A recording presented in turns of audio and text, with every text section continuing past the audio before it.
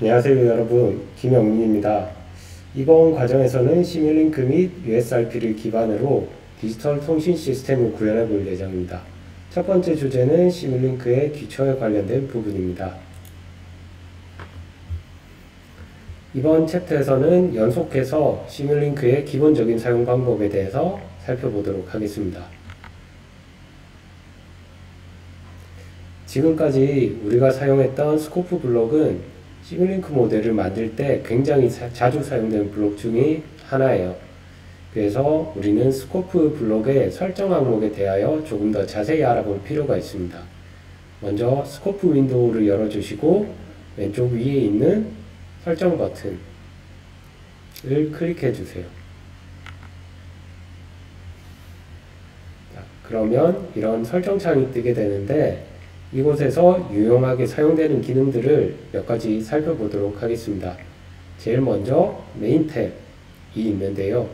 이 탭에서는 크게 세 가지 Open Simulation Start, 그리고 Number of Input Ports, 그리고 Layout 세 가지 기능에 대해서 살펴볼 건데요.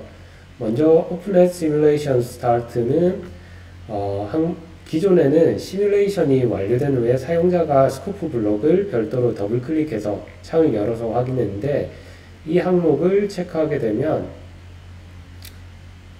문자 그대로 시뮬레이션이 완료되면 자동으로 스코프 창이 열리도록 하는 옵션입니다.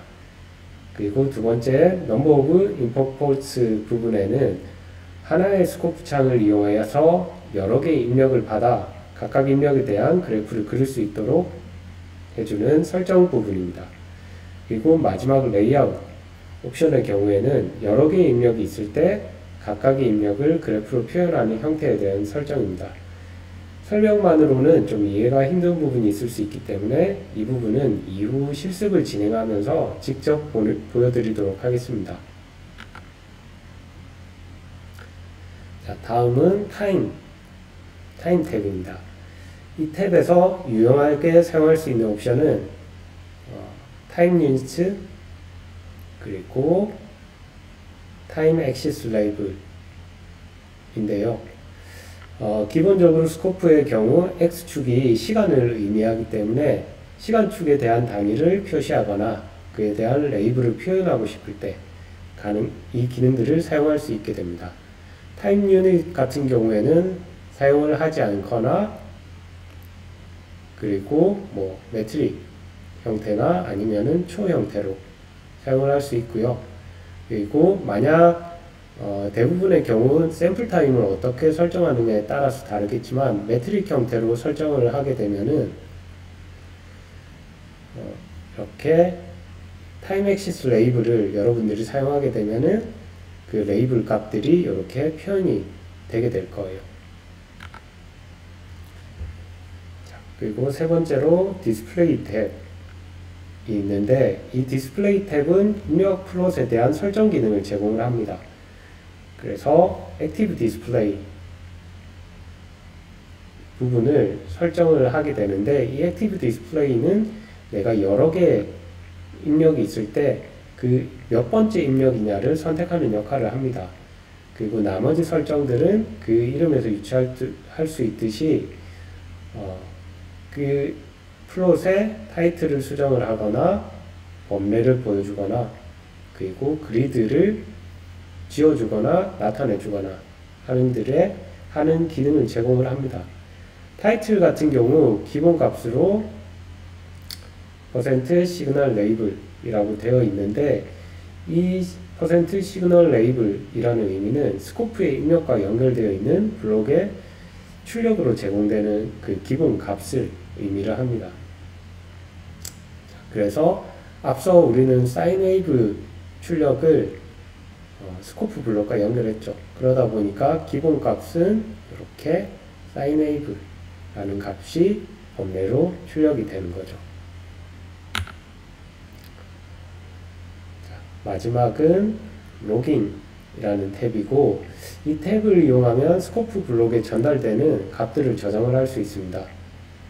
먼저 limit data point to last 라는 옵션은 여러분들이 저장할 데이터의 개수를 지정을 하는데 처음부터가 아니라 마지막 데이터부터 몇 개 데이터를 저장할 건지, 즉 예를 들어서 여기서 5000이라고 되어 있다고 하면은 그 시뮬레이션의 끝부터 5000개의 데이터가 저장이 되는 게 되겠죠. 그리고 데시메이션 같은 경우에는 데이터가 너무 촘촘하게 있으면 그 모든 데이터를 저장하는 것이 좀 낭비일 수가 있어요. 그렇기 때문에 일정한 개수마다 하나씩 좀 띄엄띄엄 저장을 할 때 사용하는 옵션입니다. 그리고 Load Data to Workspace 라는 옵션은 MATLAB의 워크스페이스에 데이터를 저장하는 옵션인데, 저장할 때는 그 variable name과 여러분들이 설정한 포맷에 따라서 저장되는 데이터 형식이 정해지게 될 거예요.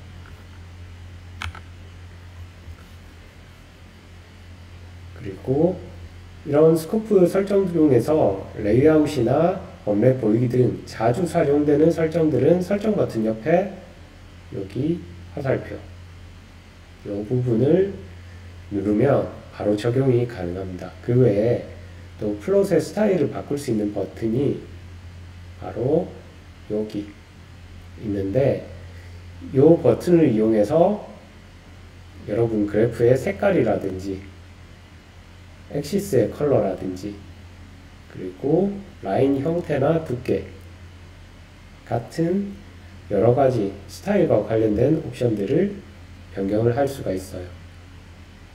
이것도 참고를 하시고요.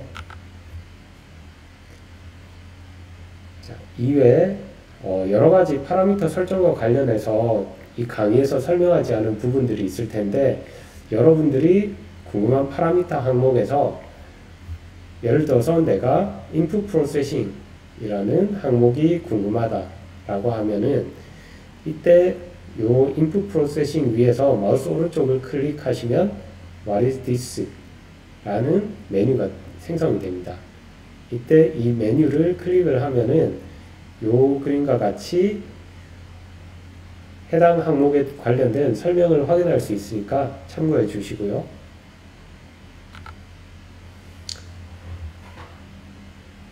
자, 그러면은 앞서 봤던 내용들에 대한 실습을 위해 블록들을 좀 추가를 해 볼게요. 먼저 이전 챕터에서 사용했던 example 모델에서 새로운 사인웨이브 블록을 하나를 추가를 하고요. 그 명칭을 source2로 명칭을 변경을 하고요. 그리고 그 프리퀀시를 2 radian per second로 변경을 하겠습니다.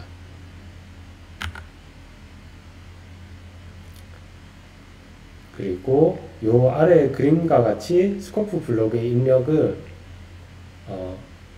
source2의 출력을 스코프 블록의 새로운 입력으로 연결을 해주고, 그 라인의 명칭을 더블 프리퀀시라고 변경을 해주도록 하겠습니다. 그렇게 완성된 모델을 한번 실행을 하면서 이 스코프와 관련된 여러가지 옵션들을 변경을 해보도록 하겠습니다. 자, 먼저 여기에 우리가 이전 챕터에서 만들었던 example이라는 모델이 있고요. 여기에다가 우리는 소스 블럭, source2라는 사인웨이브 블럭을 하나 더 추가를 해볼게요. 먼저 이렇게 사인웨이브 블럭을 추가를 하고, 이때 프리퀀시를 2배로 변경해 주도록 하겠습니다. 그리고 그 이름을 source2라고 변경을 할게요. 그리고 이 스코프 블럭에 입력을 추가를 하는데, 이 추가를 하기 위해서 우리가 이전에 설정에서 살펴봤다시피 설정 값에서 input 입력 값을 증가를 시켜줄 수가 있죠. number of input에 2라고 해줘도 되고요. 아니면은 내가 라인을 이렇게 끌어와서 이 스코프 블럭 근처로 가져다 대면 이런 식으로 입력이 늘어나는 것을 확인을 할 수가 있어요. 이런 식으로 여러분들이 사용을 해 주셔도 무방합니다. 그리고 이때 이 라인의 이름을 더블 프리퀀시로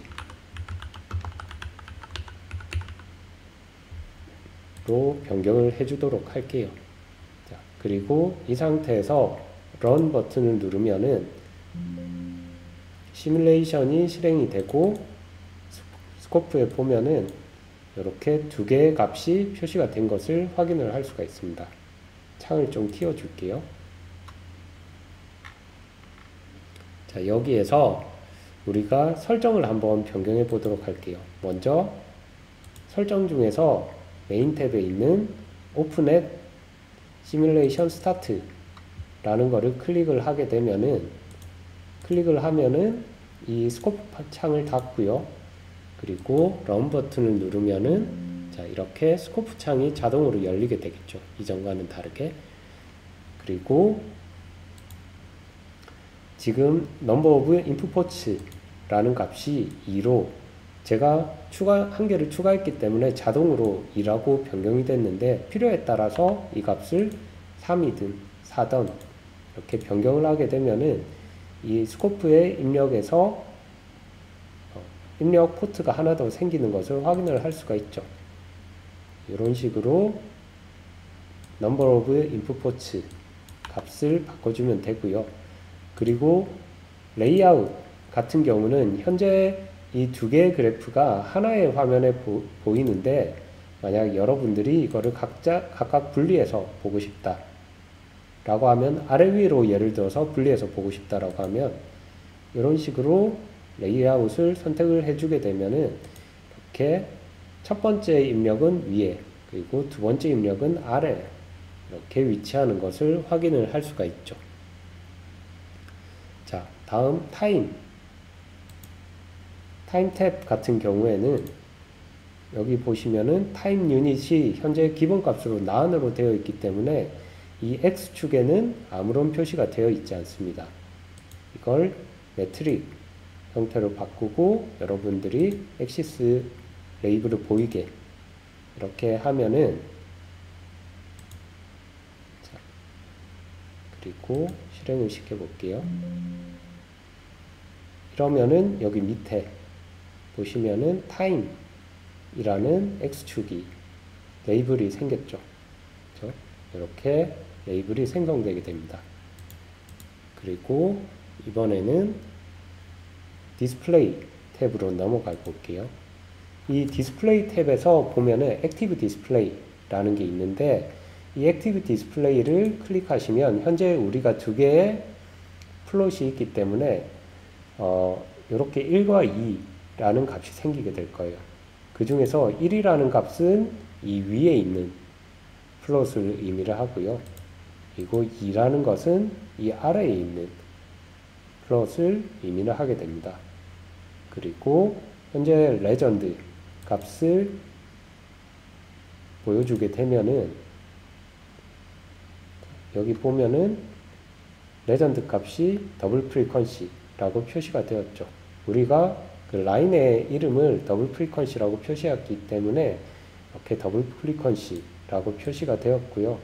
동일하게 1번 플롯에 대해서도 레전드를 표시하게 되면은 이렇게 우리가 라인에 표시했던 amplified source라는 값이 표시가 되게 될 거예요.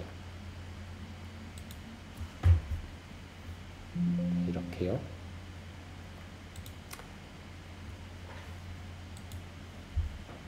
그리고 만약 여러분들이 이 타이틀을 여러분 임의대로 수정하고 싶다라고 하면은 그 값을 수정을 해주시면 돼요. 예를 들어서 first input이다 라고 수정하고 싶다고 하면은 이렇게 수정을 하시고 apply를 해주시면 내가 설정한 이 값이 표시가 되게 될 겁니다. 여기 레전드가 아니라 여기 위에 타이틀 이렇게 표시가 됐죠. 자, 다음은 로깅 탭인데 로깅에서 여러분들이 만약 이 데이터를 저장을 하고 싶다 그리고 하면은 이런 것들을 클릭을 해주게 되겠죠. 그리고 몇 개의 데이터를 저장을 할 것이냐, 예를 들어서 저는 제일 마지막에 100개만 한다고 할게요. 그리고 데이터를 워크스페이스에 요 값들은 그냥 기본 값으로 두고 해볼게요. 스코프 데이터라는 이름으로 데이터셋 형식으로 저장을 하겠다 라고 하고 시뮬레이션을 실행을 해주면은 이 멜랩 워크스페이스 창에 이렇게 값이 스코프 데이터 라는 값이 저장이 되게 되겠죠. 그리고 그 데이터 타입은 데이터셋으로 이렇게 저장이 되게 될 겁니다. 그 값을 안에 보면은 두 개의 채널이 있으니까 하나, 둘 그 값들이 있고요.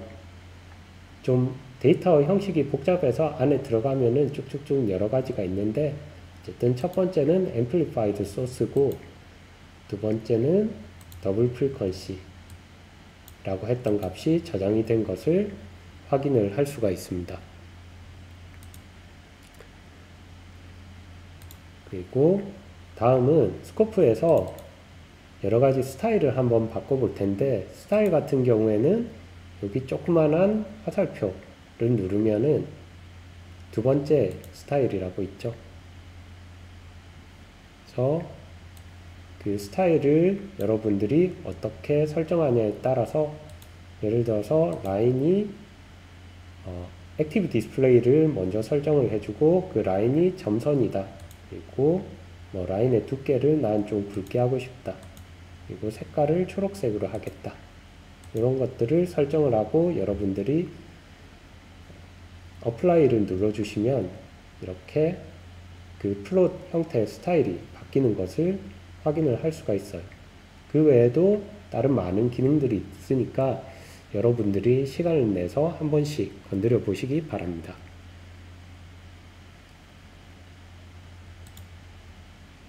자, 그리고 여러분들이 이런 파라미터를 설정하다 보면은 좀 어려운 파라미터, 이해 안 되는 파라미터가 있을 수도 있는데 그때는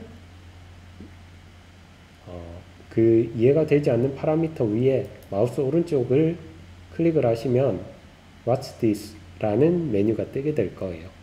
그래서 이 메뉴를 클릭을 하시면은